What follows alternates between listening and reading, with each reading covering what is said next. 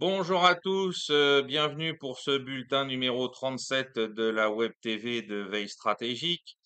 On se retrouve donc cette semaine le mardi. Je le rappelle d'emblée, il n'y aura pas de bulletin vendredi et à partir de la semaine prochaine, nous reprenons à la fois donc deux émissions par semaine le mardi et le vendredi.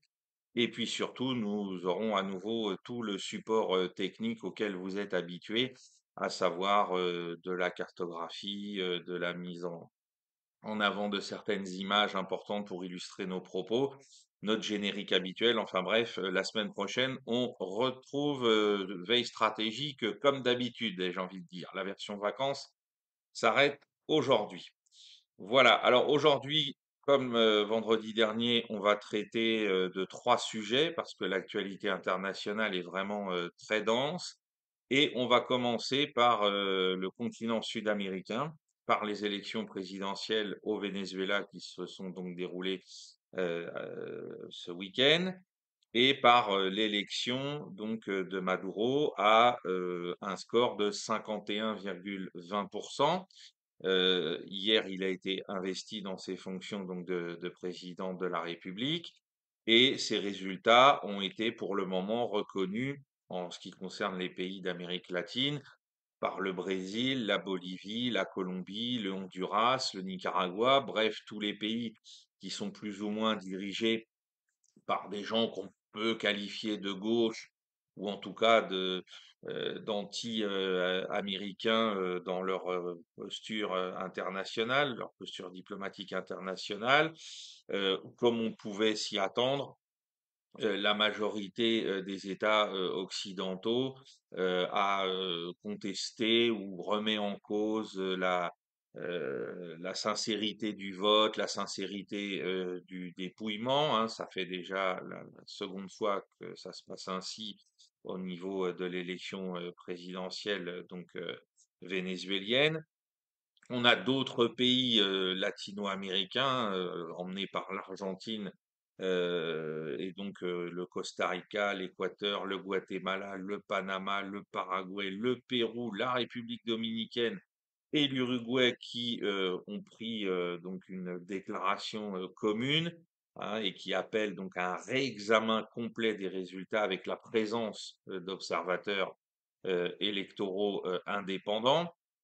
Et la réponse du Venezuela a été claire, hein, c'est d'annoncer le retrait de son personnel diplomatique dans la majorité de ces pays, à l'exception de l'Équateur et du Guatemala, pour protester contre leur ingérence dans les affaires intérieures du Venezuela, puisque Caracas considère qu'il s'agit d'une atteinte à sa souveraineté nationale.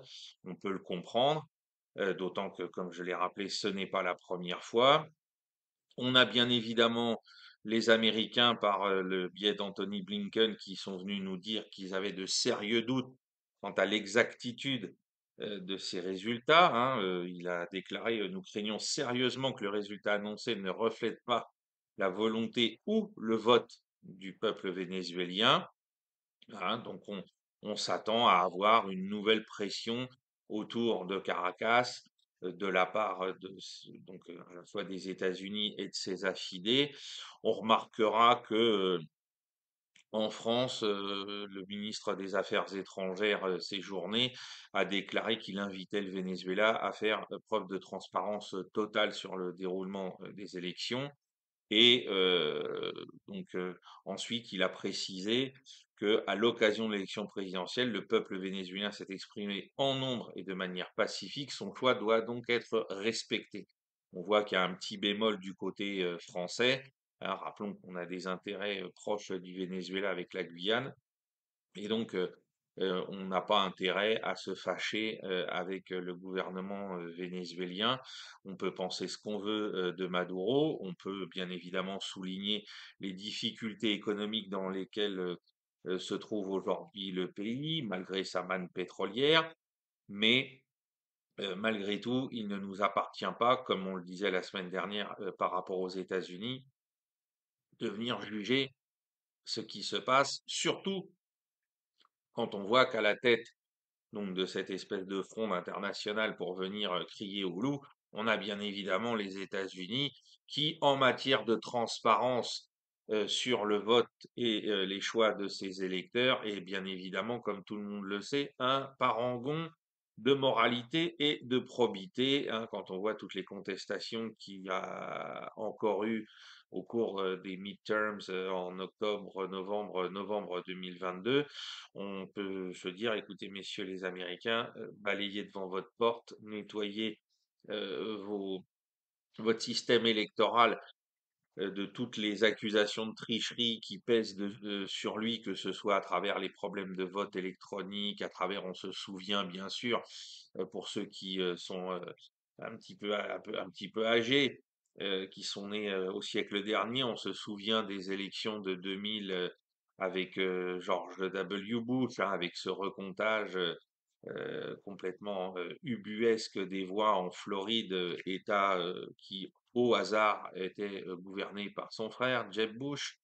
Donc, une fois encore, je ne suis pas là pour dire les élections sont à 100% valides, il n'y a pas eu de problème, il n'y a pas eu de bourrage d'urne ou ce genre de choses, hein, c'est pas, premièrement, je n'en sais rien et nous n'avons aucune information, mais néanmoins, par rapport à ce qui a pu même se passer pour nous en France avec, comme l'avait si bien expliqué Régis de Castelnau en 2017, le coup d'État judiciaire contre le candidat François Fillon pour l'évincer d'une victoire qui était tout à fait enfin, prévisible et promise à l'élection présidentielle, on n'a aucune leçon à donner au reste du monde.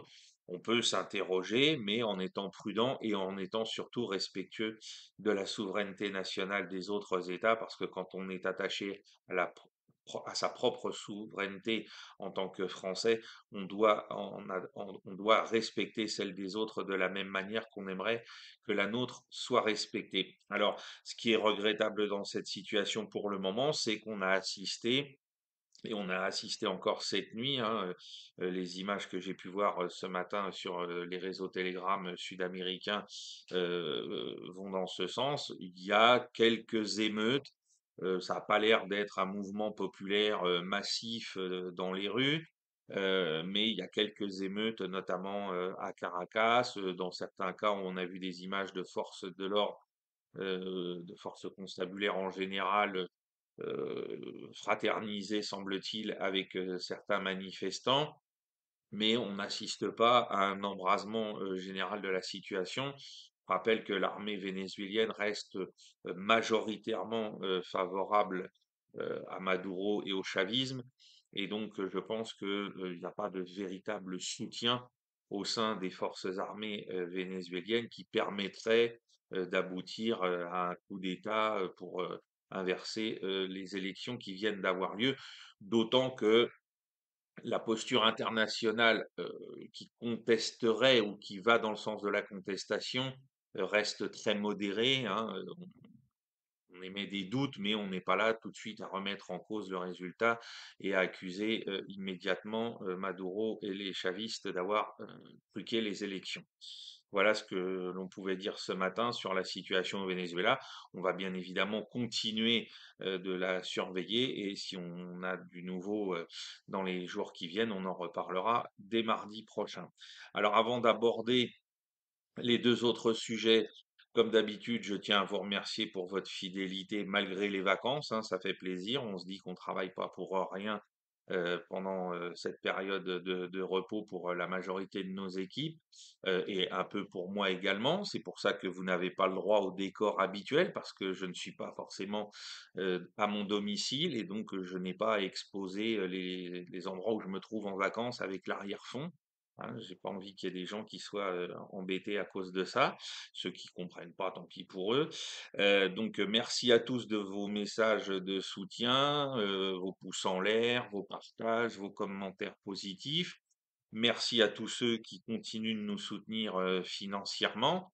Hein, vous imaginez bien que si on est de plus en plus soutenu financièrement, eh bien les périodes de vacances seront de moins en moins marquées techniquement en termes de moyens. On pourra laisser des gens au travail dans les années qui viennent avec votre soutien financier. pendant la période estivale et on pourra aussi se relayer pour, faciliter les vacances, de tout le monde. Donc, n'hésitez pas et puis surtout, n'oubliez pas, donc on a fait l'acquisition, donc c'était, au deuxième trimestre de documents pour, vous présenter une émission, sur, les forces armées indiennes au mois de septembre, hein. On continue notre travail, de recension des ouvrages, et de, recension de toutes les données techniques pour vous parler de ça donc, à la mi-septembre. Mais on prépare déjà, parce que c'est très, très important par rapport à toutes les réflexions qu'on a sur les commentaires, l'émission de fin d'année spéciale numéro 3 sur les forces armées américaines. Voilà. Alors, le deuxième sujet, pardon, dont on va parler aujourd'hui, c'est la situation générale au Proche-Orient. Alors, on constate, on va commencer bien sûr par ce qui se passe au niveau de la bande de Gaza. Donc, on a toujours des combats qui se déroulent dans la bande de Gaza, hein. Il y a plusieurs secteurs et notamment là, c'est dans le quartier de Tel Al-Hawa où les combats se déroulent, hein. Preuve que malgré toutes les déclarations israéliennes, il y a toujours des combattants du Hamas ou d'autres groupes palestiniens qui sont actifs, qui sont dotés de munitions et qui sont capables de porter des coups à travers des embuscades, notamment anti-chars, dont on a déjà parlé à de nombreuses reprises. Et comme dans la spirale qu'on a déjà évoquée, semblable à celle de la guerre du Vietnam, eh bien, on assiste à des frappes d'artillerie ou des frappes aériennes du côté israélien, notamment dans la partie sud de la ville de Gaza City, avec des résultats qui sont bien sûr catastrophiques pour les populations civiles, tant en termes de destruction, bien évidemment, d'abord des quartiers résidentiels, que de la destruction de toutes les infrastructures. On pense notamment au réseau d'eau, hein. Je vous rappelle que, comme on l'évoquait vendredi dernier, la polio fait son apparition, enfin sa réapparition à cause des problèmes d'approvisionnement en eau. Donc, dans la partie sud de Gaza, on a une opération qui se poursuit, une opération terrestre israélienne dans la partie est de Khan Younis.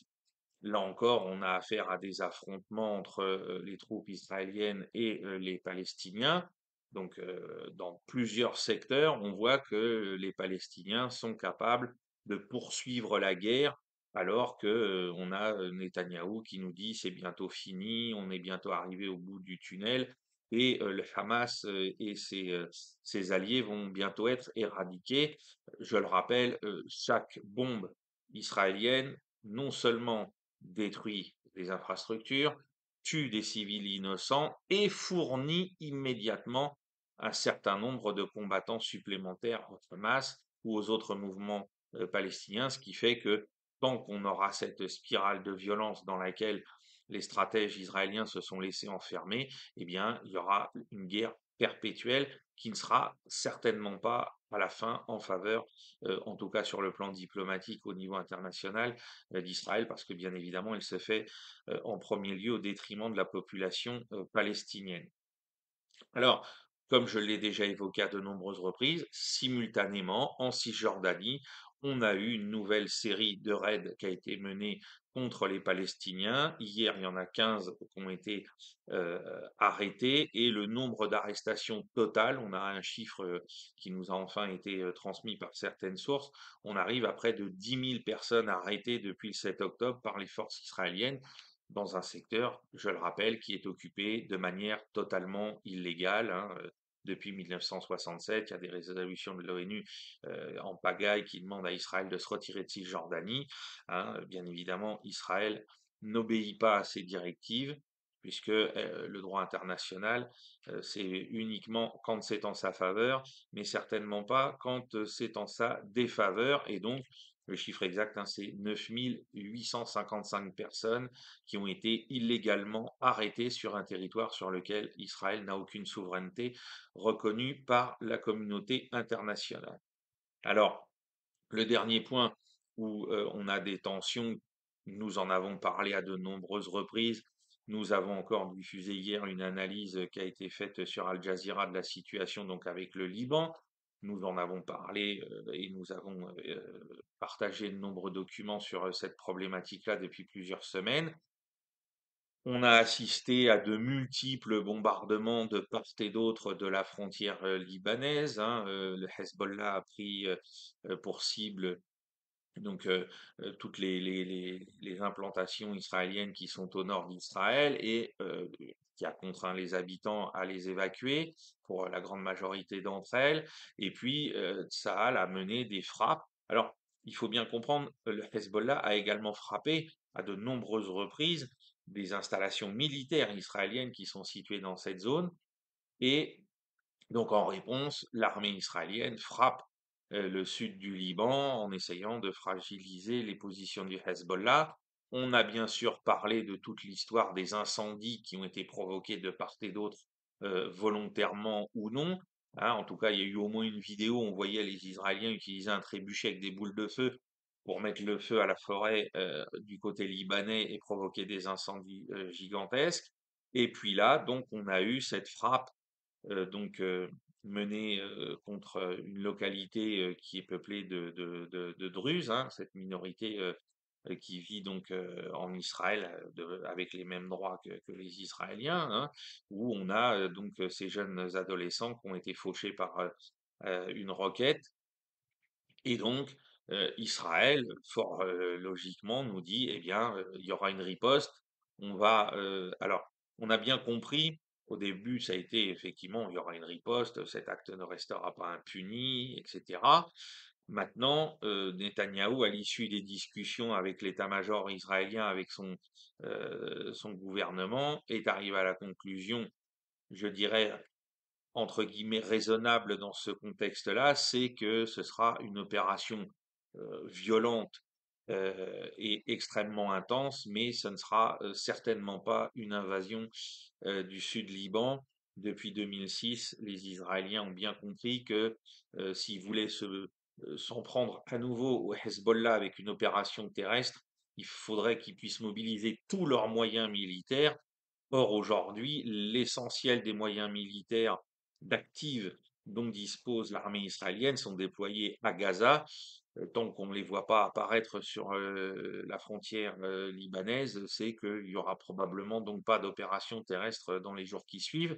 Ça ne veut pas dire que c'est une option, puisqu'on a entendu Netanyahou nous répéter à de nombreuses reprises que ça restait une possibilité, mais je pense que même si demain la guerre à Gaza était mise entre parenthèses, s'il y avait des pourparlers, s'il y avait un cessez-le-feu ou ce genre de choses, Israël n'a tout simplement pas les moyens de mener une guerre sur deux fronts, à la fois contre les Palestiniens, mais surtout contre le Hezbollah, parce que là, le Hezbollah dispose de moyens colossaux, de centaines de milliers de roquettes qui pourraient saturer l'espace aérien israélien et donc saturer les défenses du dôme de fer au point qu'une grande partie de ces roquettes serait certes interceptée, mais une autre partie finirait par tomber sur les grandes villes israéliennes. Et donc, pour le moment, les Israéliens n'ont pas les moyens de mener cette opération et quand bien même se décideraient-ils à le faire, ce serait extrêmement risqué parce que le Hezbollah a créé un réseau défensif au sud Liban qui est globalement sous terre et qui est assez solide pour résister à une opération terrestre pendant plusieurs semaines.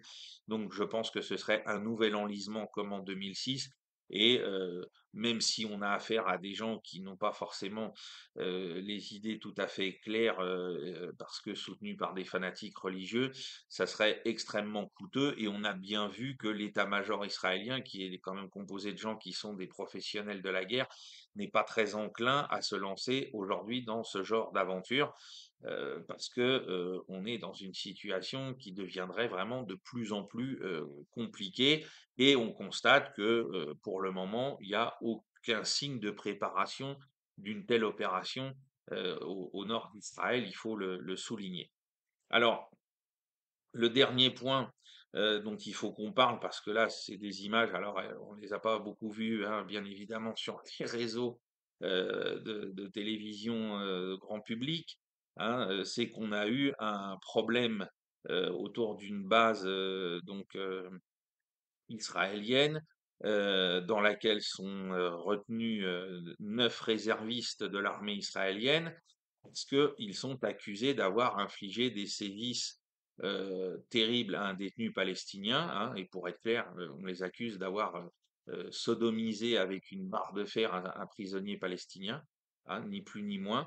Et on a assisté à quelque chose d'absolument édifiant et fou, c'est qu'on a une foule d'extrémistes de droite religieuse ou pas, ou laïque, qui sont venus attaquer littéralement la base, hein, pour demander, exiger la libération de ces neuf prévenus. J'insiste bien sur le mot prévenus parce qu'ils n'ont pas encore été jugés.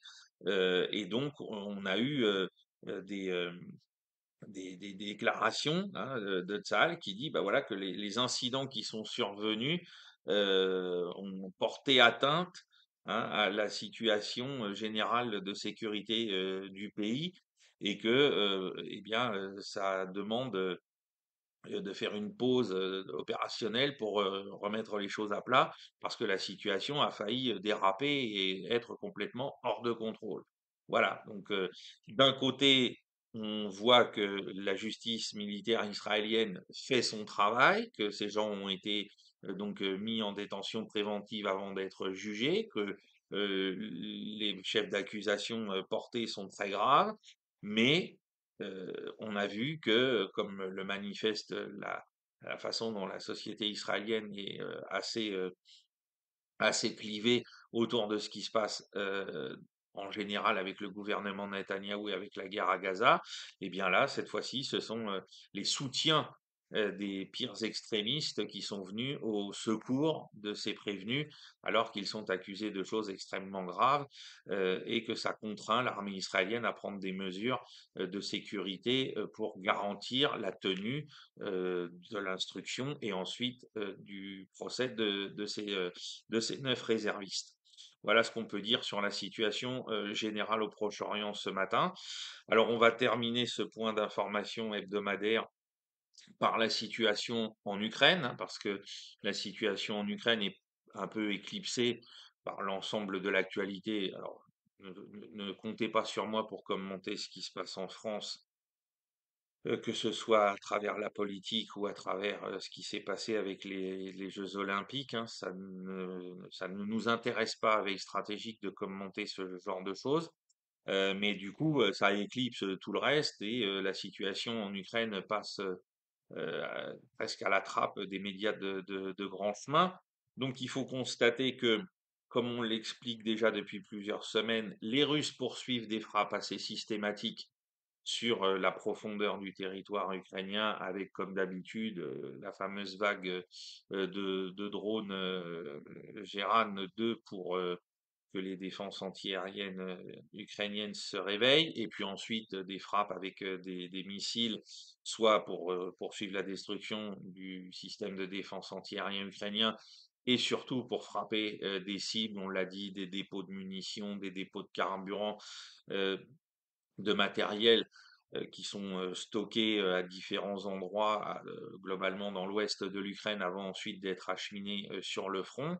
Et puis, il faut constater, hein, vous le voyez sur les informations qu'on partage au quotidien sur le blog et ensuite sur le reste des réseaux, hein, je vous rappelle, hein, n'hésitez pas à vous abonner à notre chaîne Telegram, à vous abonner sur le blog lui-même, Veille Stratégique, à vous abonner à mon Twitter, enfin à mon compte X, Tertios del Sol, pour récupérer aussi ces informations-là. L'offensive terrestre russe sur tous les fronts ne cesse de progresser. On a vu hier le canal du Seversky Donetsk être franchi. Il y a maintenant clairement une tête de pont qui est même reconnue par les observateurs ukrainiens, donc à l'ouest de ce canal, en direction donc de Chassovyar, ce qui va fragiliser là encore un peu plus la position défensive des Ukrainiens dans cette agglomération. On a vu une progression qui se poursuit de manière constante donc à l'ouest d'Orechetine, avec la chute la semaine dernière du village de Prores. Et puis aujourd'hui, on voit que les forces russes continuent d'avancer dans cette zone avec Novosilevka perché, etc. Donc là encore, ce sont des gains qui peuvent paraître peu importants parce qu'au jour le jour, on parle de 500-900 mètres qui sont gagnés sur les positions ukrainiennes, mais on voit surtout qu'on aboutit à un effritement du système défensif adverse secteur par secteur, qui va créer à un moment ou à un autre, comme ça a été le cas au Retchétiné il y a quelques mois, un problème d'effondrement ou d'absence de troupes au cours d'une relève et dont les Russes profiteront encore pour faire un nouveau bond en avant. Mais surtout, on voit qu'on a des encerclements tactiques potentiels qui se dessinent de plus en plus. On a bien sûr celui dans la partie sud de Toretsk avec la fameuse agglomération de New York où là encore on voit les Russes à l'avancée. Et puis on a partagé aussi les vidéos d'analyse par History Legends ce week-end. On a aussi dans le secteur de l'Oskol, donc tout au nord, hein, entre Kupiansk et Kremena, on a aussi, là encore, des avancées russes significatives qui les placent de plus en plus près, hein. On parle maintenant de moins d'une demi-douzaine de kilomètres de l'Oskol. Les ponts sur l'Oskol sont systématiquement coupés par les bombardements de l'artillerie et surtout de l'aviation russe. Et donc, on voit mal comment les Ukrainiens vont pouvoir continuer de perdre du monde dans ces secteurs-là parce qu'ils n'ont quasiment aucun moyen de mener des contre-attaques, hein, sinon à prendre le risque que ces troupes elles-mêmes se retrouvent isolées sur la rive est de l'Oskol. Et en même temps, l'opération à Kharkov continue de produire ses effets opératifs, c'est-à-dire que ça mobilise toujours la plus grande partie des brigades de réserve de l'armée ukrainienne qui ne peuvent pas intervenir ailleurs sur le front pour justement tenter de repousser ou d'arrêter les offensives russes dans les autres secteurs. Il va falloir surveiller notamment le secteur de Vremivka parce que on nous dit que Vremivka ou Rojainé parce qu'on nous dit que dans ce secteur il y a une grande accumulation de forces russes depuis pas mal de jours et que ça pourrait être un nouveau front actif pour les forces russes avec une nouvelle offensive tactique dans cette zone. Voilà, donc on est dans une situation qui est de plus en plus compliquée pour l'armée ukrainienne et je rappelle que par rapport à la météo favorable pour les Russes, eh bien en ce 30 juillet, nous sommes à la moitié de l'été.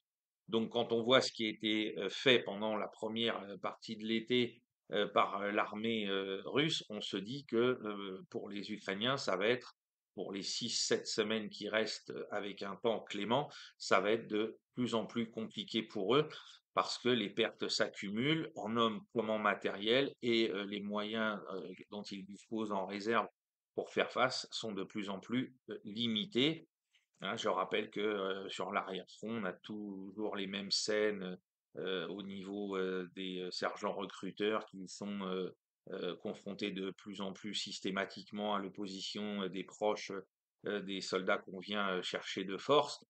Ça en dit long sur les difficultés, même d'un point de vue humain, pour continuer d'avoir assez de soldats sur la ligne de front.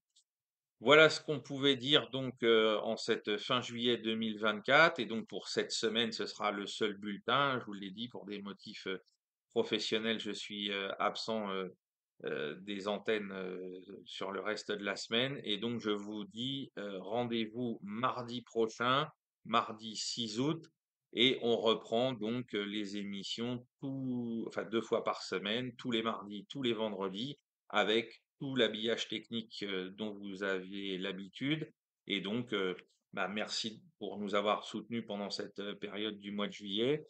N'hésitez pas, commentez positivement ou en posant des questions, euh, mettre un petit pouce en l'air. Et puis, si vous avez les moyens, participez à notre financement pour assurer notre longévité et notre expansion. Un très grand merci à vous et à mardi prochain. Au revoir.